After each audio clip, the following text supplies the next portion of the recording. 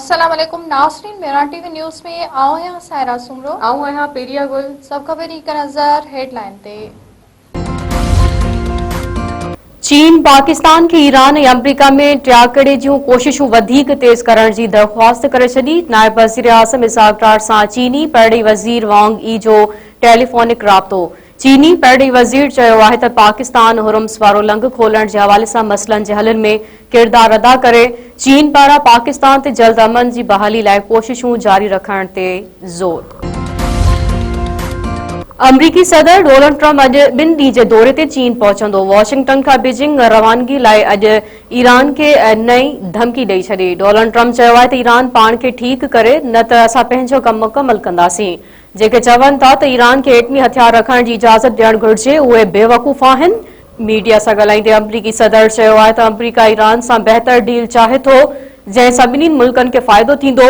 अमरीका खे ईरान खिलाफ़ जंग में चीनी सदर या कंहिं ॿिए जी मदद जी ज़रूरत न आहे। दिफ़ा वारे वज़ीर ख़्वाजा आसिफ चयो आहे त दिल्ली ऐं काबिल में को बि फ़र्क़ु नाहे। ओलहंदी सरहद हुजे या उभरंदी, हिन वक़्तु ॿिन्हिनि सरहदनि ते हिकु ई दुश्मन आहे। काबिल हुकूमत भारत जी प्रॉक्सी बणियल आहे। क़ौमी असेंबली में ख़िताब कंदे ख़्वाजा आसिफ वधीक चयो आहे त काबिल असांखे दहशतगर्दी रोकण जी ख़ातिरी न पियो कराए। 3 मुल्कनि सां गॾिजी हिन खे समझाइण जी कोशिश कई आहे। जेको दिल्ली सां कयो उहो ई काबिल सां कंदासीं। सेनेट जे स्टैंडिंग कमेटी मंशा अफरोज अनमोल उर्फ पिंकी केस जो नोटिस वरितो।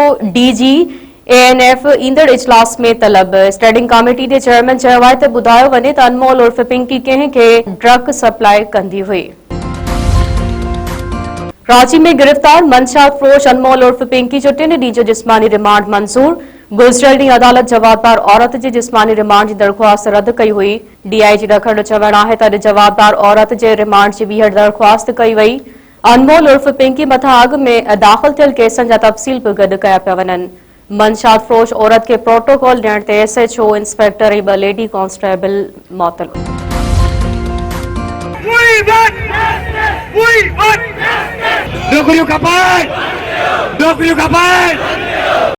सिंध पब्लिक सर्विस कमीशन जी चट्टा भेटी इम्तिहाननि में मेरिट जी लताड़ खिलाफ़ नौजवान रोडनि ते निकिरी आया। हैदराबाद में उम्मीदवारनि ऐं शागिर्दनि जो कमीशन जे ऑफिस साम्हूं 5 कलाकनि ताईं धरणो जामी चांडियो। सिंधु नवाज़ घांगरो, समर जतोई, रोशन बुरड़ो, इज़ाक समेत जो मजीद सियाल, स्टार चांग, शाकिर नवाज़, शरई वहाब, मुंशी समेत सियासी समाजी अॻवान वकील शरीक।